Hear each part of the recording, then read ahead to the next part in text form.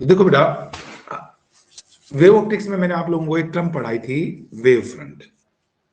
शुरुआत वहीं से करी थी, वापस एक बार वेव फ्रंट की तरफ चलते हैं। वेव फ्रंट मैंने बताया था, it is the locus of all those points which are vibrating in a, क्या था बताओ? Same phase. Same phase, yes. या सेम फेज में जो वाइब्रेट करते हैं बेटा, उन पॉइंट्स को मिलाने वाला जो सरफेस होता है, उस सरफेस को हम बोलते हैं वेव फ्रंट। या इनडायरेक्टली मैं यूं भी कह सकता हूं कि एक वेव फ्रंट के ऊपर जितने भी पॉइंट्स होंगे वो सारे के सारे सेम फेज में वाइब्रेट करेंगे। ये पढ़ाया था मैंने। फिर मैंने आपको बताया 3 तरीके का होता है वेव फ्रंट। पहला वेव फ्रंट था बेटा स्फेरिकल वेव फ्रंट। अगर source of light point source हो तो उससे जो वेव फ्रंट अमर्ज आउट होगा, बाहर निकलेगा, वो कैसा होगा? स्फेरिकल वेव फ्रंट होगा। और जो सोर्स है वो एज ए सेंटर बिहेव करेगा। ठीक है, तो अब इसमें अब आगे बताऊं मैं आपको कि जो स्फेरिकल वेव फ्रंट है वो फर्दर 2 तरीके का होता है बेटा। वहीं से कंटिन्यूटी में लिखना स्टार्ट कर देंगे जहां आप हैं। एक नोट डाल लेंगे शुरुआत में। आप शायद पोलराइजेशन के रिजल्ट लिखे हुए होंगे आपने लास्ट में ना, तो उसी की कंटिन्यूटी में कर लेंगे, कोई दिक्कत नहीं है। क्योंकि अब जो मैं करवा रहा हूँ उसका पीछे से भी ऐसे थोड़ा सा तो रिलेटेड है, पर यूं नहीं कि किसी डायरेक्टली आर्टिकल को अफेक्ट कर रहा है, नहीं कर रहा है। तो आप डायरेक्टली कंटिन्यूटी में वहीं कर लेंगे बेटा। तो शुरुआत तो आज यहीं से डालेंगे, नोट करेंगे कि स्फेरिकल वेव फ्रंट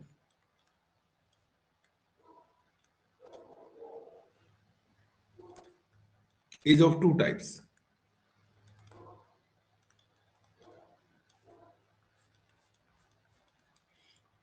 नंबर 1, देखो ये क्या था हमने, अगर आपको ध्यान हो बेटा, कि ये पॉइंट सोर्स लिया था। तो मैंने कहा था कि अगर हम इससे को सेंटर मानकर एक स्फीयर ड्रा कर दें, मैं पूरा स्फीयर नहीं कर रहा हूँ, बस कुछ पार्ट दिखा रहा हूँ आपको। ठीक है, स्फीयर का ये पूरा भी कर सकता हूँ, ये बना नहीं प्रॉपर। ये मैं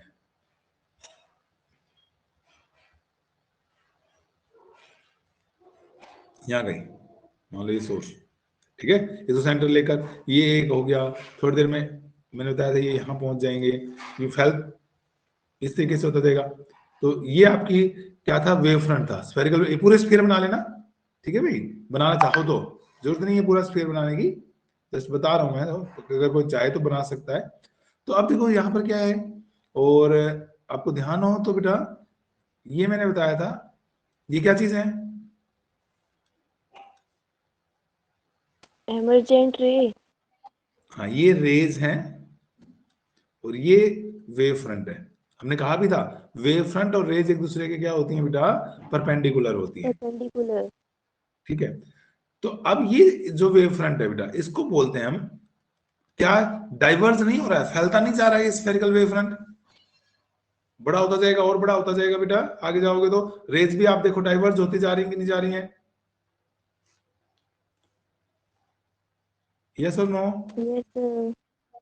तो इसलिए इसको बोलते हैं बेटा डाइवर्जिंग स्फेरिकल वेव फ्रंट। तो पहले तरीके मैंने कहा ना 2 तरीके का होता है। तो एक होता है डाइवर्जिंग स्फेरिकल वेव फ्रंट,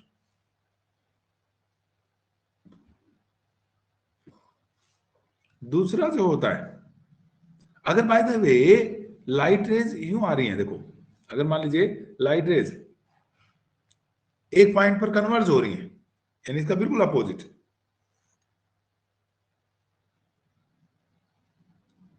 इस तरीके से बेटा एक पॉइंट के ऊपर क्या हो रही है? कन्वर्ज हो रही है। जैसे फॉर एग्जांपल यूं समझ लो, यहां पर क्या लगा दिया मैंने? एक कॉन्वेक्स लेंस लगा रखा है, लाइट रेज पैरेलल आ रही थी, इस तरीके का कुछ सिस्टम है। ओके, तो इस बार जो देखो वेव फ्रंट जो होगा वो इनके परपेंडिकुलर होगा, इनका परपेंडिकुलर तो ये बनेगा। अब देखो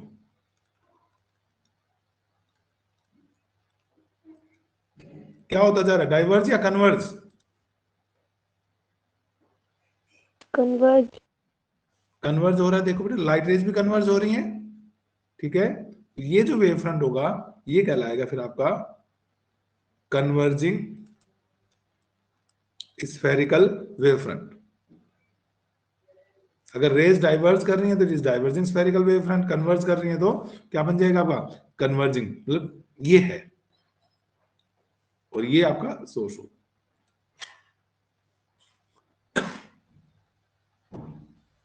देन दूसरा सिलेंड्रिकल बताया था बेटा मैंने, अगर सोर्स लाइन सोर्स है आपके पास, source of light line source है, तो उससे जो इमर्जिंग वेव फ्रंट होगा वो कैसा होगा, सिलेंड्रिकल स्फेरिकल वेव फ्रंट होगा बेटा। एंड अगर सोर्स ऑफ लाइट इंफिनिटी पर रखा हुआ है, चाहे वो पॉइंट है, चाहे एक्चुअली इंफिनिटी पर जब कोई चीज चली जाती है तो मीनिंगलेस हो जाता है ना, हर चीज छोटी सी दिखाई देगी आपको। तो लाइट रेज पैरेलल आती हैं, और पैरेलल आती हैं तो वेव फ्रंट कैसा होता है, प्लेन प्लेन वेव फ्रंट होता है। बिल्कुल ठीक बात है बेटा, ठीक है। तो ये खैर आप लोगों ने पढ़ा हुआ था, वेव फ्रंट्स में ये एक चीज नहीं बतानी थी मुझे कि दो तरीके का होता है बेटा। अच्छा, आपने रे ऑप्टिक्स पढ़ी है, आपने रे ऑप्टिक्स में हर जगह कहा है बेटा कि रेज जो होती थी, मान लीजिए ये रे आ रही है और मुझे एंगल ऑफ इंसिडेंस देखना है, तो आप एंगल ऑफ इंसिडेंस किसके साथ बनाते थे, सरफेस के साथ कि नॉर्मल के साथ? नॉर्मल। नॉर्मल के साथ बनाते थे। ये नॉर्मल होता था हमारा, ठीक है, और ये एंगल बनाते थे हम, एंगल ऑफ इंसिडेंस बनाते थे, है ना बेटा। क्यों? क्योंकि रे जो होती है, रे सिंपली लाइन, और लाइन जो होगी बेटा वो किसके साथ एंगल बनाएगी, लाइन के साथ ही एंगल बनाएगी। लाइन लाइन के साथ एंगल बनाती है। लेकिन अब हम वेव फ्रंट्स पढ़ेंगे, और वेव फ्रंट तो सरफेस है, अभी तो आपने कहा इट इज अ सरफेस, और सरफेस किसके साथ एंगल बनाएगा बेटा, सरफेस के साथ एंगल बनाएगा, ठीक है। यानी वेव फ्रंट का जो एंगल होगा, एंगल जो होगा, angle of wave front with surface is considered. मतलब जैसे मान लो ये कोई सरफेस है और ये कोई प्लेन वेव फ्रंट आ रहा है, कैसे बनाऊं प्लेन वेव फ्रंट, मान लो ये कोई और दूसरा एक, मान लो फॉर एग्जांपल ये वेव फ्रंट आ रहा है थोड़ी देर के लिए, तो हमें ये सरफेस से सरफेस के बीच का एंगल लेना है, ठीक है भाई। सरफेस से, इस बार नॉर्मल के साथ नहीं लेना है, रे दिखाओगे तो नॉर्मल के साथ एंगल बनाएंगी, और वेव फ्रंट अगर आप लेते हो तो वेव फ्रंट चूंकि सरफेस है, तो सरफेस मतलब बात ये भाई, लाइन लाइन के साथ एंगल बनाती है, सरफेस सरफेस के साथ एंगल बनाता है। तो इस बार ये नहीं कि आप यहाँ नॉर्मल ड्रा करो और ये एंगल कंसीडर करो, अगर ये वेव फ्रंट बनाएंगे तो ये एंगल लिया जाए, ये this will be the angle of incidence, ना कि ये। बाकी अभी मैं बनाऊंगा कुछ डायग्राम्स में ना, आपको अच्छे से समझ में आ जाएगा बेटा, कोई दिक्कत नहीं है, ठीक है। बस बता दिया मैंने एक बार, बाकी हम इसका यूज करेंगे तभी समझ में आएगी कोई भी चीज है। चलो थोड़ा सा आगे। नाउ we have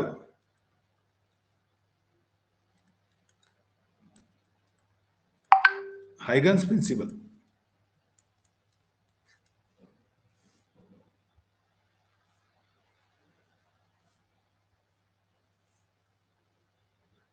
हाइगन्स बेटा साइंटिस्ट का नाम था, जिन्होंने बेसिकली हमें ये बताया, इस प्रिंसिपल में हमें पता चला कि how the wave fronts are constructed, how the wavefronts are constructed, and ये भाई वो यहाँ पे इस कोने में भूल जाता हूँ हमेशा, ये लिखने नहीं देगा in the software. how the wavefronts are constructed and how wave, बेटा मैं WF लिखूं तो इस चैप्टर में समझ आएगा, वेव फ्रंट लिख रहा हूं, and how wave front travels from one position to another position.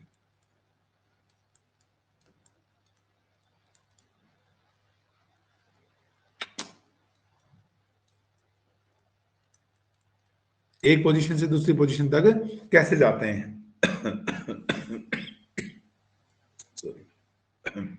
बेटा इसके कुछ पोस्टुलेट्स हैं, देखो क्या कहते हैं। मान लो हमारे पास कोई भी सोर्स ऑफ लाइट है, मान लीजिए ये सोर्स ऑफ लाइट है बेटा, पॉइंट सोर्स है, तो इससे वेव फ्रंट कैसा निकलेगा, स्फेरिकल। यस, इससे अभी हम बना रहे थे बेटा, स्फेरिकल वेव फ्रंट निकलेगा। मान लो ये एक स्फेरिकल वेव फ्रंट आपको पता है, ठीक है, ये पूरा स्फीयर है 3D में, मैं इसका एक पार्ट दिखा रहा हूं। तो बेटा कहता है, ये प्रिंसिपल कहता है कि कोई भी एक वेव फ्रंट आप कंसीडर कर लो, जो सा भी करना चाहें सबसे पहली बार, जैसे फॉर एग्जांपल आप इसको करना चाहते हैं, ये कर लें। सबसे पहले आप इस, मैं नंबरिंग कर रहा हूँ समझाने के लिए कुछ आपको, कहती मैंने 3 नंबर को सबसे पहले देखा, मैं 3 नंबर को कंसीडर करना चाहता हूँ, 3 नंबर कर लें। ये कहता है कि जो भी पहला पहला आप वेव फ्रंट कंसीडर करेंगे उस वेव फ्रंट को हम बोलेंगे primary wave front, P1 P2 P1 P2 it is called primary wave front. और इन्होंने कहा बेटा किसका जो हर पॉइंट होता है, अब यानी अगर आप यहां खड़े हैं तो कहता है अब आपके लिए सोर्स का काम ऐसे नहीं करेगा, इसका जो हर एक पॉइंट है, ये जो इसके हर एक पॉइंट है बेटा, जैसे मान लीजिए 1 2 3, ये और भी बाकी पॉइंट भी इनफाइनाइट नंबर, ये सबके सब किसकी तरह काम करेंगे बेटा, सोर्स ऑफ न्यू डिस्टरबेंस। बेटा यहाँ डिस्टरबेंस वर्ड है वेव के लिए। अगर आप +1 से याद करें वेव की डेफिनेशन, तो वेव की डेफिनेशन एग्जैक्टली यही थी कि भाई वेव की डेफिनेशन थी it is a disturbance which travels through certain medium. क्यों भाई, ये था कि नहीं वर्ड यूज करते हैं। वैसे जैसे मान लो कमरे में बिल्कुल साइलेंस है, आप बोलने लग जाएं फिजिक्स के हिसाब से, तो क्या है वहां पर साउंड वेव पैदा हुई है, बट एक आम आदमी कहेगा डिस्टरबेंस हो रखी है, बड़े शांति थी यहाँ पे, डिस्टर्ब कर दिया आपने। तो wave is a kind of disturbance. Okay, मैं इसके कुछ पोस्टुलेट्स हैं बेटा, मैं उन पोस्टुलेट्स को लिख रहा हूं, और एग्जाम में सीधे सीधे भी पूछे जा सकते हैं आपसे कि राइट डाउन द पोस्टुलेट्स, पूछे गए हैं कई बार हाइगन्स प्रिंसिपल के। ठीक है, तो फर्स्ट पोस्टुलेट है क्या, each point on A given wave front, और गिवन वेव फ्रंट मतलब समझ गए ना, जो भी आप कंसीडर करते हैं called primary wave front.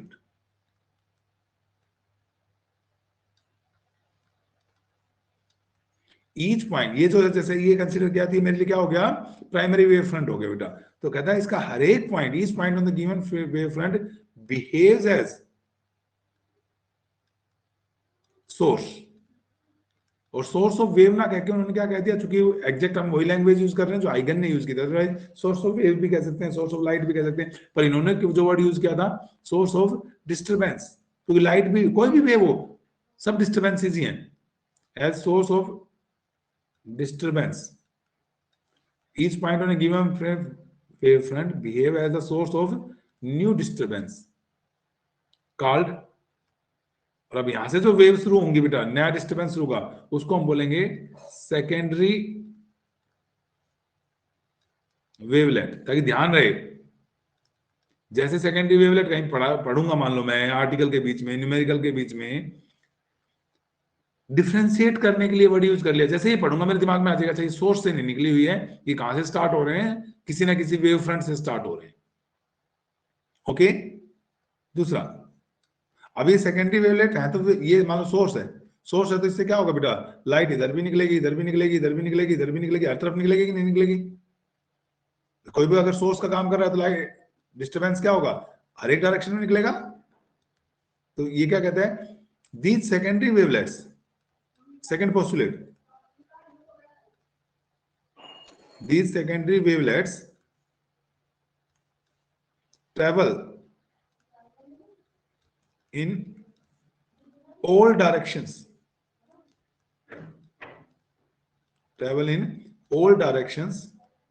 with velocity of light।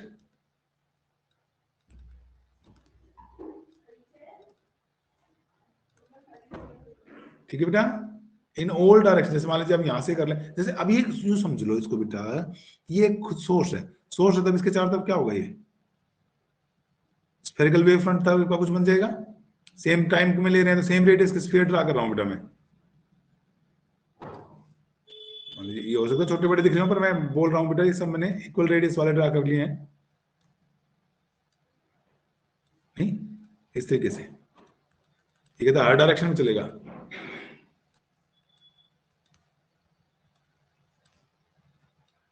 Disturbances, और इनकी स्पीड क्या होगी, वही लाइट के पार्ट है, तो they will travel with velocity of light.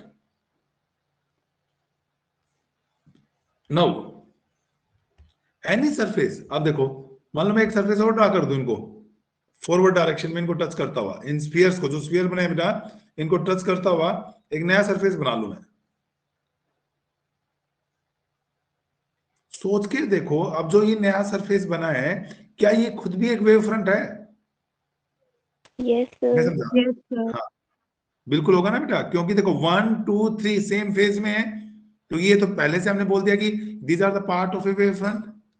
तो 1 2 3 तो सेम फेज में है, और यहां से यहां तक सेम डिस्टेंस कवर की है, यहां से यहां तक सेम डिस्टेंस कवर की है बेटा। अगर सेम डिस्टेंस कवर किया तो पार्ट डिफरेंस 0, तो 1 और 2 के बीच जो भी यहां पहुंचने पर मान लो 1 ये 1 डैश बन गया, 2 मान लो 2 डैश बन गया, 3 मान लो 3 डैश बन गया, तो 1 डैश और 2 डैश के बीच में पार्ट डिफरेंस 0, तो फेज डिफरेंस भी 0, फेज डिफरेंस भी 0, तो they are in same phase. तो जो ये बन गया, क्या ये एक नया वेव फ्रंट नहीं देगा मुझे? और इस वेव फ्रंट को हम बोलेंगे बेटा सेकेंडरी वेव फ्रंट। क्या बोलेंगे हम इसको? Secondary wave front. Any surface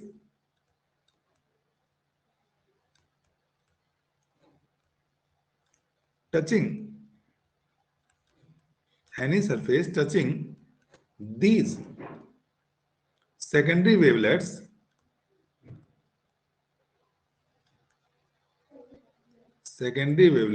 in forward direction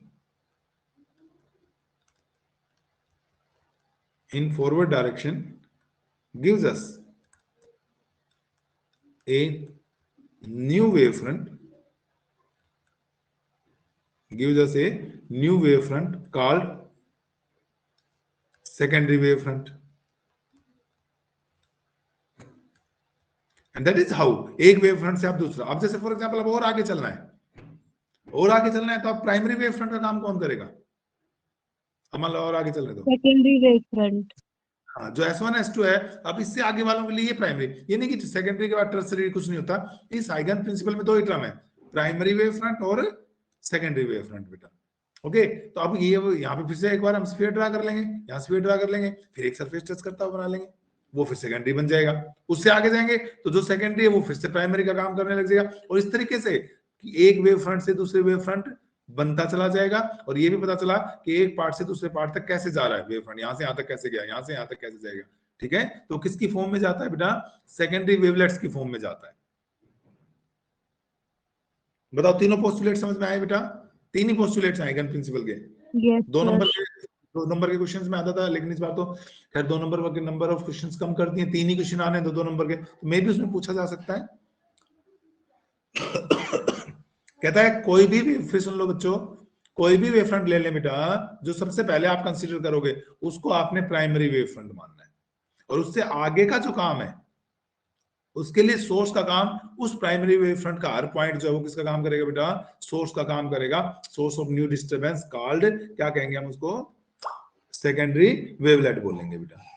ठीक है, and this secondary wavelet travels in all directions with velocity of light.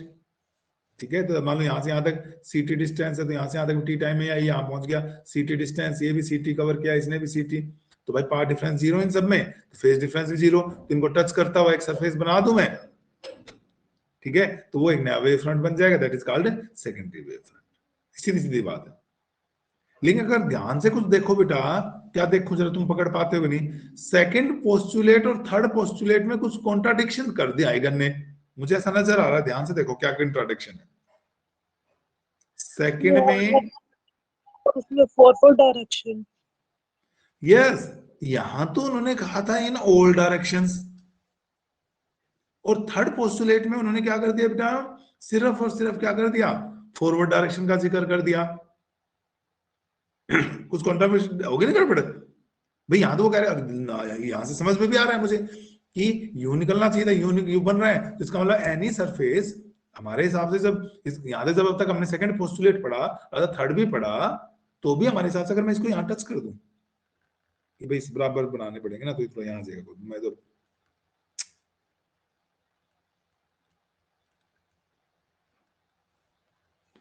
हमारे हिसाब से जो इनकी ओरिजिनल डेफिनेशंस हैं उसके हिसाब से it should be A wave front. B1 B2 भी एक वेव फ्रंट होना चाहिए कि नहीं होना चाहिए बताओ? Yes sir. भाई टी टाइम है बेटा, ये यहाँ सीटी, ये भी सीटी, क्योंकि इसने बोला ऑल डायरेक्शंस में, तो ये भी सीटी। तो ये तो इक्वल पाथ में आ गए, तो इट मस्ट गिव मी ये wave front in backward direction also, secondary wave front. तो अब सवाल उठता है कि आखिर हाइगन ने इस बैकवर्ड डायरेक्शन का जिक्र क्यों नहीं किया? इसलिए नहीं किया बेटा, this is contrary to observation. Contrary to observation का मतलब समझो, इसको स्टडी कैसे, जैसे इसको देखना है बेटा S1 S2 को, आप यहां खड़े होकर देख लोगे, आपकी तरफ आ रहे हैं, इससे आगे वाले वेव फ्रंट भी जो भी आ रहे हैं उन सबको आप यहां खड़े होकर आराम से देख पाएंगे। इसको देखने के लिए B1 B2 को देखने के लिए कहां खड़े होंगे? यहां पर कहीं, यहां खड़े होंगे। तो मुझे तो ऐसा लगता है आप सोर्स ऑफ लाइट के लिए ऑब्स्टेकल का काम करोगे। बोलो बेटा, लाइट को आप ऑब्स्ट्रैक्ट नहीं कर दोगे, वेव फ्रंट Yes, आएगा। sir. फिर आपके दिमाग में आ रहा हो कोई बात नहीं सर यहां से हटा दो, कुछ आ रहा है ना दिमाग में, इसको स्टडी करने के लिए कहां खड़े होने की सोच रहे हो कि नहीं सोच रहे? जैसे ये सोच रहे, यहां तो नहीं हो सकते हैं। अब आपके दिमाग में आ रहा होगा सर यहां खड़े हो जाएंगे, आ रहा है क्या थोड़ा बहुत आइडिया? Yes. तो मैं तो कहता हूं ये यहां तो खड़े होगे कंप्लीट तो, स्फीयर है ना। हाँ बिल्कुल बिल्कुल, बहुत अच्छा मानसी, मैं यही सुनना था बेटा। अगर आप इन स्फीयर्स कंप्लीट करोगे, देखो कंप्लीट करोगे तो आपको जैसे ये आपको फॉरवर्ड वाले दिखाई देंगे या बैकवर्ड वाले दिखाई देंगे?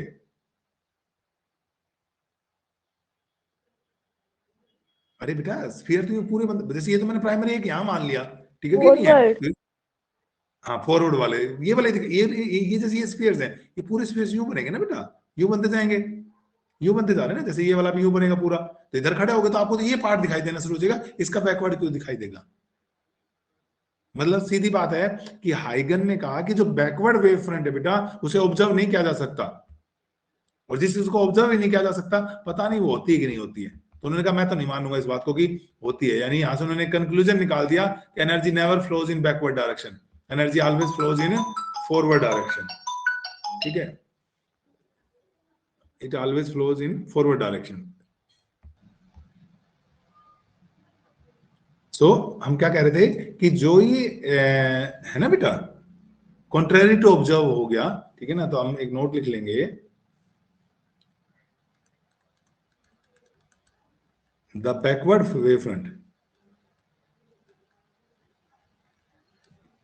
बैकवर्ड वेव फ्रंट, ठीक है, B1 B2 लिखा हो शायद हमने, B1 B2 is contrary, spelling देख लेना भाई, contrary to observe observations, hence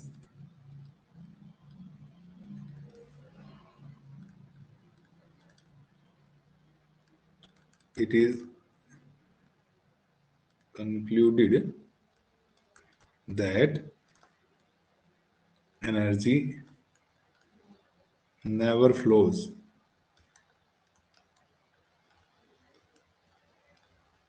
in backward direction. Energy never flows in backward direction.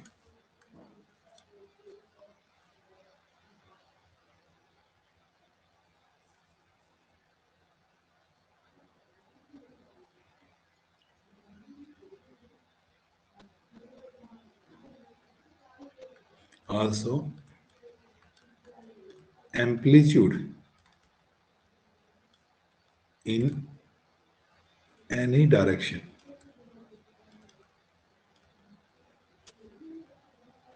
is 1 directly proportional to 1 plus cos theta. हमने कहा था इंटेंसिटी तो एम्पलीट्यूड पे डिपेंड करती है बेटा, इंटेंसिटी इज एम्पलीट्यूड का स्क्वायर होता है, तो एम्पलीट्यूड होता है 1 प्लस कोस थीटा।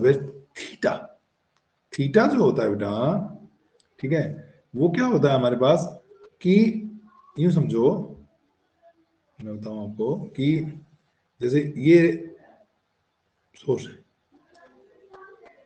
ठीक है, ये नॉर्मल डायरेक्शन है हमारे पास, ओके, और हमारे पास वेव फ्रंट में से हम यूं समझो कि अगर फॉरवर्ड डायरेक्शन है, अब आप देखो, ठीक है, और ये देखो, मतलब जो हमारा नॉर्मल है ना सोर्स से निकलने वाला, जैसे ये चीज है, इस पॉइंट पे पहुंच रहे हो आप, तो ये इस नॉर्मल के साथ हमारी बात करें थीटा है। तो अगर फॉरवर्ड डायरेक्शन में आप देखोगे तो थीटा कितना हो गया 0 डिग्री, और बैकवर्ड डायरेक्शन में देखोगे तो थीटा कितना हो गया बेटा 180. 180 हो गया कि नहीं हो गया। तो अब यहां से भी आप पता लगा सकते हो, बैकवर्ड डायरेक्शन में अगर आप देखोगे तो 1 plus cos theta, 1 plus cos 180, cos 180 is -1, 1 minus 1 क्या हो जाएगा 0। तो बैकवर्ड डायरेक्शन में एम्पलीट्यूड 0, एम्पलीट्यूड 0 तो इंटेंसिटी भी क्या आ जाएगी बेटा 0 आ जाएगी। ठीक है, और फॉरवर्ड डायरेक्शन में मैक्सिमम होगा 1 प्लस कोस 0, कोस 0 इज 1, तो 1 प्लस 1 2, मैक्सिमम नहीं आ गया, क्योंकि कोस की वैल्यू क्या 1 से ज्यादा हो सकती है।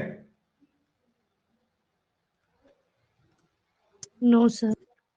तो बेटा मैक्सिमम जो इंटेंसिटी होती है it travels in the forward direction, और बैकवर्ड में इंटेंसिटी क्या होती है 0। वैसे तो हमने कंक्लूजन तो यहां से निकाला था, पर इसी चीज को थोड़ा सा मैथमेटिकली रिलेट कर लिया हमने ना, ताकि थोड़ा ध्यान रहे हैं।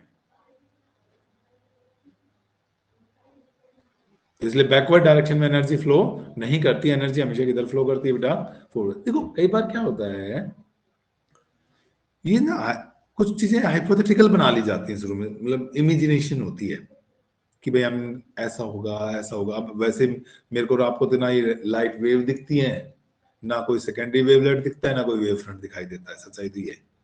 ठीक है, तो क्या होता है कुछ इमेजिनेशन की जाती है कई बार, लेकिन उस इमेजिनेशन के बेस पर बेटा कुछ रिजल्ट निकाल लेते हैं, और वो रिजल्ट ठीक आ जाते हैं। तो उन इमेजिनेशंस को, जैसे डी ब्रोगली हाइपोथेसिस आप लोग पढ़ा है आपने ड्यूल नेचर में, प्योर हाइपोथेटिकल बात की थी उन्होंने कि भाई जो मैटर होता है उसके साथ भी एक वेव एसोसिएटेड होगी। शुरू में तो डी ब्रोगली की हाइपोथेसिस, इसलिए तो कहते हैं हाइपोथेसिस, क्योंकि वो एक हाइपोथेटिकल बात थी। लेटर ऑन ठीक है वो एक्सपेरिमेंटली वेरीफाई हो गई, तो उस थ्योरी को आगे बढ़ा दिया गया। ऐसे ही हाइगन के इन पोस्टुलेट्स को आगे जब हमने यूज किया तो कई अच्छे इंपोर्टेंट रिजल्ट यहाँ से सही वेरीफाई हो रहे थे, तो हमने मान लिया कि जो ये कह रहे हैं कि भाई जो वेव फ्रंट के पार्ट्स होते हैं वो सोर्स का काम करते हैं, वो ठीक बात मान ली है। जैसे फॉर एग्जांपल आप लोगों ने आज तक मतलब 7th 8th क्लास से पढ़ना स्टार्ट कर दिया था कि laws of reflection, angle of incidence is equal to angle of reflection होता है, incident light, reflected light and normal all lies in same plane. But nowhere आप लोगों ने इसका कहीं प्रूफ पढ़ा है? यूज तो बहुत करा है आपने, No, sir. नहीं पढ़ा है। तो आज पहली बार बेटा हाइगन प्रिंसिपल के हिसाब से मैं laws of reflection as well as ऐसे ही पूरी रे ऑप्टिक्स पढ़ा दी। सबसे इंपॉर्टेंट पार्ट था स्नेल्स लॉ, आपने देखा है, ठीक है ना, sin I upon sin R is mu, या mu 1 sin I is equal to mu 2 sin R। Again Snell's law का प्रूफ भी नहीं पढ़ा हमने कभी आज तक, जबकि रे ऑप्टिक्स सारी स्नेल्स लॉ पे चलती है। तो बेटा मैं 2 आर्टिकल करवा रहा हूं आपको, किसकी हेल्प से, हाइगन्स प्रिंसिपल की हेल्प से लॉज ऑफ रिफ्लेक्शन प्रूव करना as well as laws of refraction prove करना। ध्यान से करना, दोनों जाएंगे तो ठीक है, आज नहीं तो एक आज कर लेंगे, एक नेक्स्ट क्लास में कर लेंगे, ठीक है बच्चों। तो बेटा पर एक तो एग्जाम में ध्यान से पढ़ना, वो क्योंकि क्वेश्चन आएगा prove laws of reflection on the basis of Huygens principle, laws of refraction जरा ऑन द बेसिस ऑफ हाइगन प्रिंसिपल। तो जरा सा फर्क हुआ, रिफ्लेक्शन रिफ्रैक्शन कई बार तो हम जल्दबाजी में पढ़ते ही नहीं ठीक से। रिफ्लेक्शन आता है हम रिफ्रैक्शन प्रूव कराते हैं, रिफ्रैक्शन आता है रिफ्लेक्शन प्रूव कराते हैं, समझ रहे हो। तो बेटा तो ये ध्यान से पढ़ना, और ये 2 important article most probably in दोनों में से एग्जाम में आना चाहिए। जो सैंपल पेपर आया है उसके अंदर भी बेटा, जैसे मैंने इंटरफेरेंस का क्वेश्चन बताया था क्या आया है, ऐसे ही लॉज ऑफ रिफ्लेक्शन का प्रूफ आ रखा है स्नेल्स लॉ की हेल्प से 3 नंबर के में, जो आपका वो है सैंपल पेपर। तो पहले तो खैर हम शुरुआत करते हैं। लॉज ऑफ, मतलब 2 आर्टिकल हैं, इंपॉर्टेंट आर्टिकल हैं दोनों बोर्ड के लिए, क्योंकि मैं वही कहता हूं एक्सक्लूसिवली बोर्ड के लिए बेटा। भाई नीट में क्या करोगे, नीट में तो आपने न्यूमेरिकल करना है, रिजल्ट तो आपको बहुत पहले से पता है इक्वल टू आर होता है ना, sine I upon sine R में होता है दोनों रिजल्ट। तो इसलिए बोर्ड में तो आर्टिकल्स का कोई ना, उसमें एंट्रेंस में तो कोई लेने देना नहीं था, इसलिए मैंने स्किप कर दिया था उस टाइम पे इसको ना। तो लॉज ऑफ बोर्ड के लिए इंपॉर्टेंट है बेटा प्रूफ ना। जैसे मान लो एमसीक्यू पेपर होना होता है ट्रम्प 1 की तरह, तो आर्टिकल छोड़ ही देते क्योंकि इसमें नया कुछ आना ही नहीं है, ठीक है। Laws of reflection on the basis of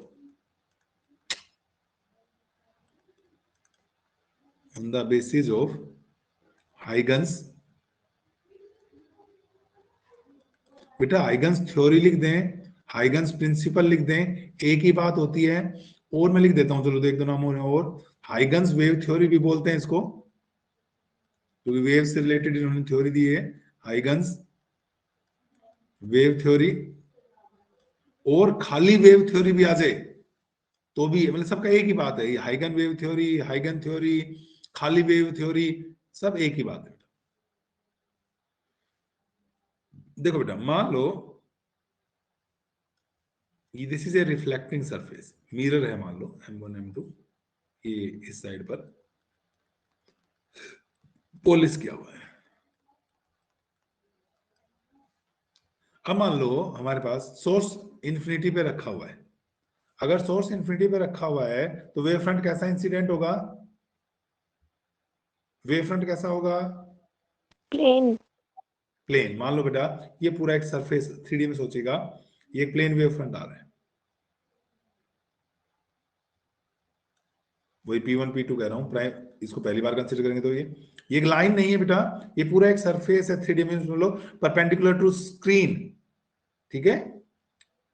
ये एक वेव फ्रंट है, तो एंगल नॉर्मल के साथ लेंगे या यही वाला एंगल आई होगा बताओ? यही वाला। यही वाला। P1 P2 एक सरफेस है, M1 M2 सरफेस, तो ये एंगल ऑफ इंसिडेंस होगा। अभी मैं प्रूव करूंगा, ऐसा नहीं है कि वेव ऑप्टिक्स में रे ऑप्टिक्स के रूल फेल हो गए, रे ऑप्टिक्स के रूल भी यहाँ का लागू होंगे। अभी करते हैं, मुझे बताओ प्लेन वेव फ्रंट आ रहा है, इंसिडेंट है ये P1 P2, रेज कैसी होंगी अगर मैं रेज बनाऊं तो? पैरेलल। पैरेलल होंगी, और P1 P2 के परपेंडिकुलर। परपेंडिकुलर। वेव फ्रंट के परपेंडिकुलर होती हैं। तो बेटा मैं रे दिखा रहा हूं आपको,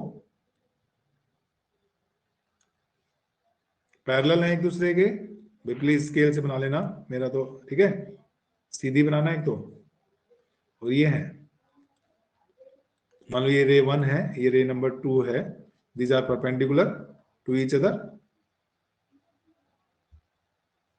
ना sorry parallel to each other and perpendicular to this wave front.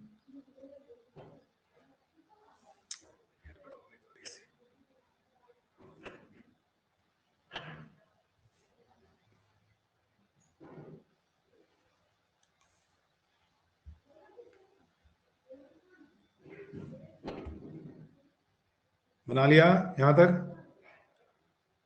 ठीक है, P1 P2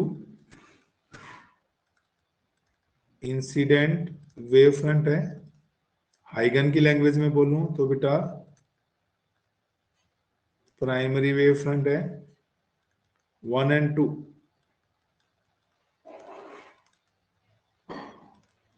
इंसिडेंट रेज है। अब पहले तो मैं उसकी बात करता हूं जो मैं कह रहा था कि ऐसा नहीं है। देखो बेटा मैं यहां पे एक नॉर्मल बना रहा हूं, ये नॉर्मल है, ये एंगल आई तो ये कितना बचा? 90 माइनस आई।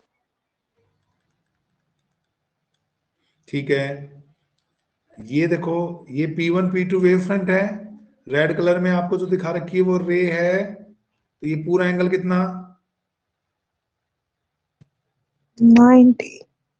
पूरा एंगल 90, क्योंकि रे और वेव फ्रंट परपेंडिकुलर होते हैं, तो ये पूरा एंगल 90 बिल्कुल ठीक है। तो ये कितना बचा?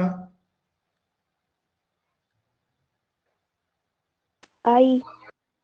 आई बचा। देखो भाई, क्या जो रे ऑप्टिक्स का रिजल्ट था वो प्रूव हो गया? रे ऑप्टिक्स क्या कहती है कि वेव किसके साथ एंगल बनाएगी? रे जो है, तो देख लो बन गया कि नहीं बन गया भाई? तो ऐसा नहीं है कि कुछ रूल बदले, रूल वही है। देख लो वेव फ्रंट ने यहां बना दिया और रे ने यहां बना दिया, ठीक है। यहां तक कोई दिक्कत बताओ बेटे? No sir. अब कहता है कि हर एक पॉइंट, चाहे वो P1 हो P2 हो, बीच में कोई पॉइंट हो, अभी अभी आप कह रहे थे each point on the primary wave front behave as the source of new disturbance called secondary wavelet, ठीक है। तो मान लो बेटा हम क्या करते हैं, P1 से एक सेकेंडरी वेवलेट कंसीडर करते हैं, ठीक है। P1 से क्या कंसीडर करते हैं कि सेकेंडरी वेवलेट कंसीडर करते हैं जो इस डायरेक्शन में जा रही है, हर डायरेक्शन में जाएगी, तो मैं जो ये वाली कंसीडर कर रहा हूं जो सीधी जाएगी बेटा, या ये सोर्स का काम करेगा। अभी आपने कहा और अब यहां से एक वेवलेट ले रहा हूं मैं जो बिल्कुल सीधी यहां जा रही है, and let us suppose strikes the mirror at कुछ भी नाम देते हैं हम इसको, S2 नाम दे दिया मैंने, अभी समझ में आ जाएगा क्यों दिया S2। And in T time मान लो यहां स्ट्राइक कर गई तो P1 S2 डिस्टेंस जो है क्या वो C into T नहीं हो जाएगी? Let's see is the velocity of light. Yes, sir. यहां तक बना लिया बेटा?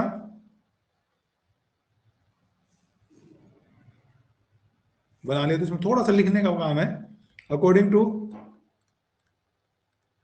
Huygens theory, consider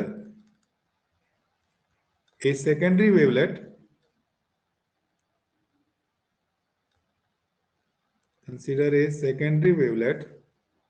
starting from P1 था P2 था P1 यहां से P1. starting from P1, consider a secondary wavelet starting from P1 which strikes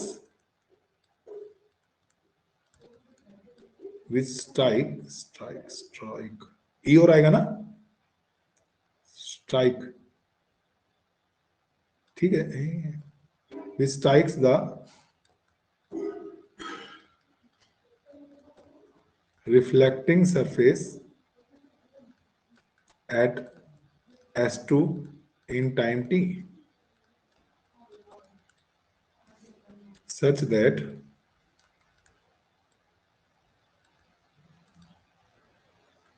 P1 S2 is equal to Ct. T is the time and C तो पता आपको velocity of light है। सही है? Yes, sir. अब देखो बेटा P2 से भी एक सेकेंडरी वेवलेट शुरू होगी, हर पॉइंट से होगी, बीच में होता तो बीच से भी शुरू होती है, मैं दिखा नहीं रहा हूं जैसे, ठीक है, और वो जो सेकेंडरी शुरू होगी वो इस तरफ कहीं जाएगी आगे, तो क्योंकि मिरर है आगे तो जा ही नहीं सकती, तो रिफ्लेक्ट होकर इधर कहीं चली जाएगी, और चूंकि सेम मीडियम में है तो टी टाइम में वो भी कितनी डिस्टेंस कवर करेगी? सीटी डिस्टेंस कवर करेगी कि नहीं CT. करेगी बताओ? सीटी Yes, करेगी। sir. अब क्या करेंगे बेटा, हम P2 पॉइंट से एक आर्क कट करेंगे जिसकी रेडियस किसके बराबर होगी? सीटी के बराबर। ताकि देखो मैं क्या कर रहा हूँ, P2 से एक आर्क लगाओ, ऐसे लगा देंगे अंदाजे से ही, कोई हम कंपास वंपास नहीं लेना है, ठीक है, और ये जो होगी रेडियस कितनी होगी इसकी? सीटी, और देखो S2 से इसके ऊपर ना एक टेंजेंट ड्रा कर दो, इसके ऊपर एक S2 से क्या ड्रा कर दो बेटा? टेंजेंट ड्रा करना है इसके।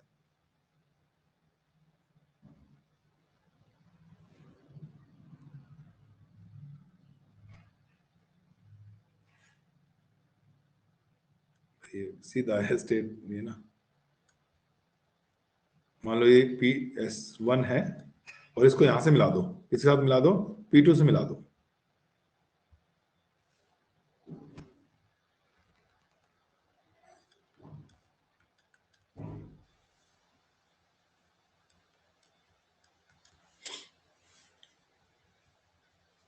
बनाओ एक बार। क्या किया मैंने? P2 से एक आर्क कट की है बेटा जिसकी रेडियस कितनी है? CT है, और उस आर्क पर S2 से एक टेंजेंट ड्रा किया है, एंड देन P2 S1 को ज्वाइन करवा दिया। 1 वाली रे यहां पहुंच गई, 2 वाली यहां आ गई है।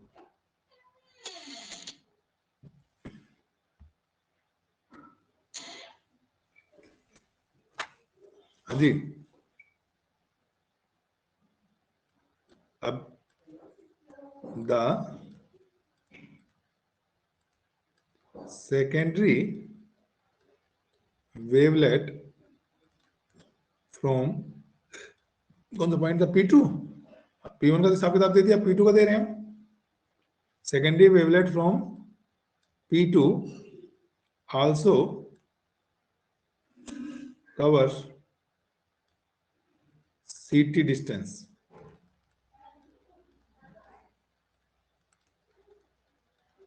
in time t. So from P2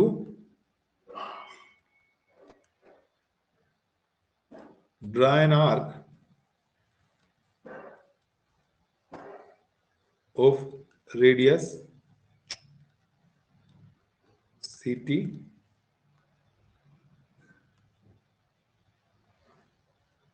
हो गया, यहां तक हो गया। उसके बाद क्या किया हमने, एक आर्क ड्रा करने के बाद क्या किया, क्या लिखूं, जैसे कंस्ट्रक्शंस नहीं होती थी आपकी 10th में, वैसे ही करना पड़ेगा आर्टिकल एग्जाम में।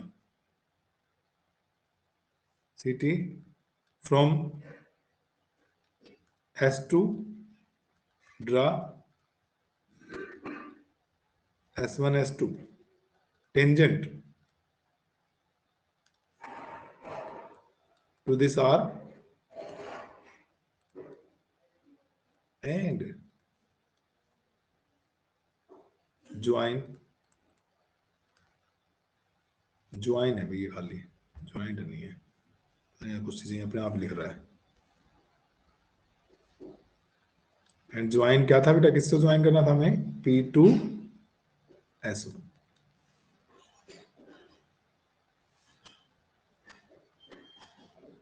देखो बेटा P1 S2 CT है, P2 S1 भी CT है। P1 P2 सेम फेज में थे, तो क्या S1 S2 भी सेम फेज में होंगे? Yes sir. पार्ट डिफरेंस 0 है बेटा, पार्ट डिफरेंस 0 है तो फेज डिफरेंस भी क्या हो गया, 0 हो गया। तो अगर S1 S2 सेम फेज में है तो क्या S1 S2 एक सेकेंडरी वेव फ्रंट बन गया? Yes sir. भाई ये प्राइमरी है बेटा, और इस प्राइमरी से क्या बन गया, सेकेंडरी वेव फ्रंट हो गया कि नहीं हो गया? और चूंकि ये रिफ्लेक्शन, जैसे ये इंसिडेंट था प्राइमरी, तो सेकेंडरी चूंकि रिफ्लेक्शन के बाद बना है, तो क्या ये रिफ्लेक्टेड वेव फ्रंट नहीं हो गया? Yes sir. This is reflected wave front. ये हमारा क्या था,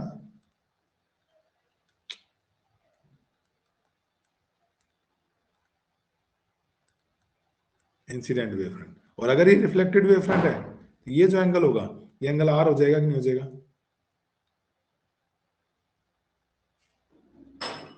incident wave yes front sir. Surface का जो एंगल बना रहा है वो इंसिडेंस एंगल। ऐसे रिफ्लेक्टेड वेव फ्रंट जो है बेटा, वो सरफेस का बनाएगा। क्योंकि अभी तक मैं इसको R नहीं कह सकता था, क्योंकि मुझे पता ही नहीं था ये रिफ्लेक्टेड वेव फ्रंट है। तो अब ये प्रूव हो गया कि रिफ्लेक्टेड वेव फ्रंट है, तो मैं इसको एंगल R कह सकता हूं। फिर देखो मैंने क्या कहा कि भाई P2 से S1 CT है, P1 से S2 भी CT है, तो S1 S2 जो होगा, so then thus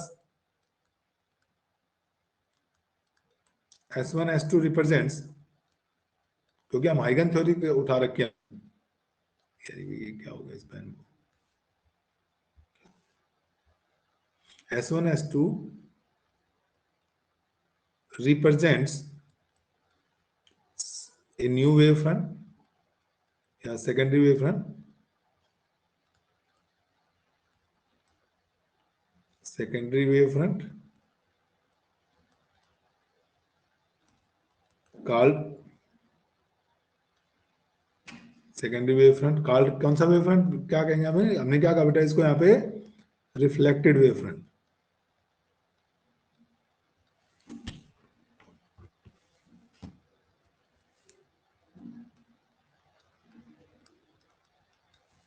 इसलिए angle S1 S2 P2, S1 S2 और P2, it is R।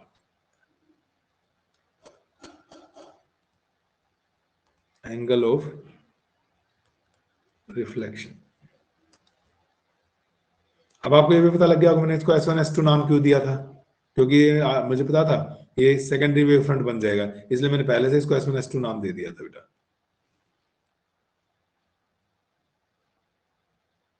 Now see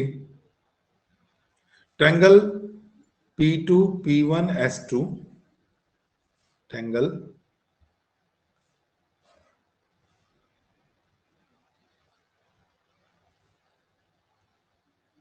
P2 P1 S2 and triangle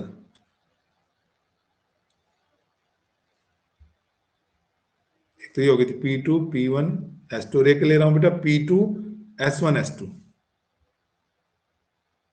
P2 S1 S2, is it okay?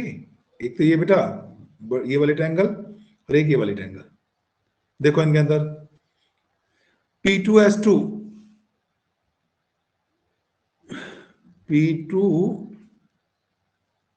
is equal to P2S2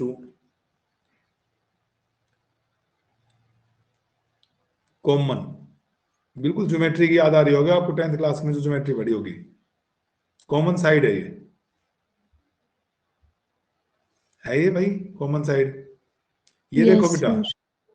P1S2 और P2S1 बराबर हैं। क्यों बराबर हैं? P1S2 और each CT, ठीक है। P1S2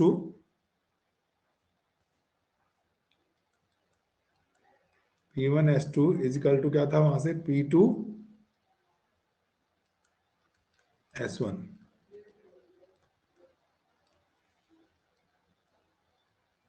is 90 degree. ओके, और क्या है भाई इन दोनों ट्रायंगल्स में, कुछ दिख रहा है?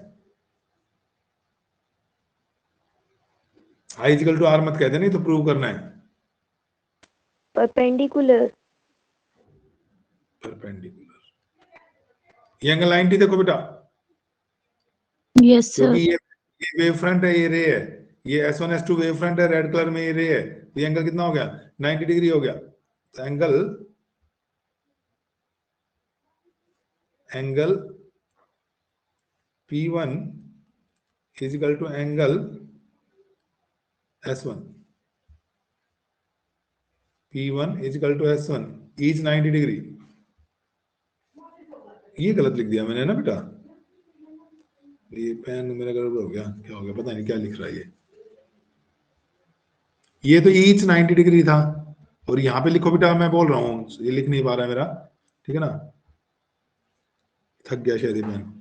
ईच यहाँ पर तो लिखो CT, यहाँ पर लिखो ईच 90 डिग्री। लिख लिया बेटा? Yes, sir. क्या ये कॉन्ग्रुएंट हो गई ट्रायंगल्स? Yes, sir. तो इट मींस ट्रायंगल, लिखो P1 P2 S2 is congruent. ये तो मिसबिहेव कर रहा है पेन ना मेरा। P2 P1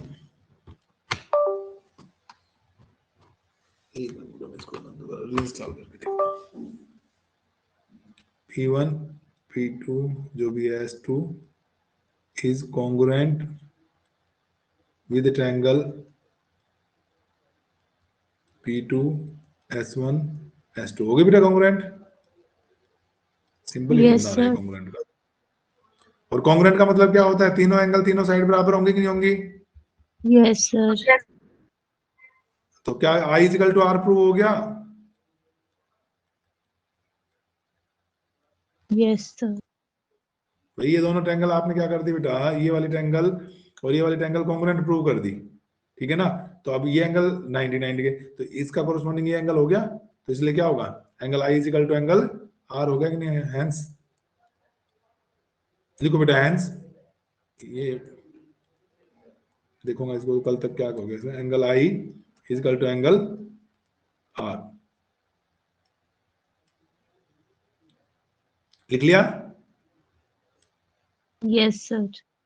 और बेटा ये तो क्लियर रेज डायग्राम, देखो it is clear from the diagram, ये इंसिडेंट रेज रही, ये रिफ्लेक्टेड रेज रही बेटा, और ये नॉर्मल रहा। क्या सारे के सारे एक ही प्लेन में नहीं है? Yes, sir. तो आप कहोगे it is clear from the diagram that incident ray, reflected ray and normal all lies in same plane, all lies in same plane, hence laws of reflection is proved, hence laws of reflection is proved।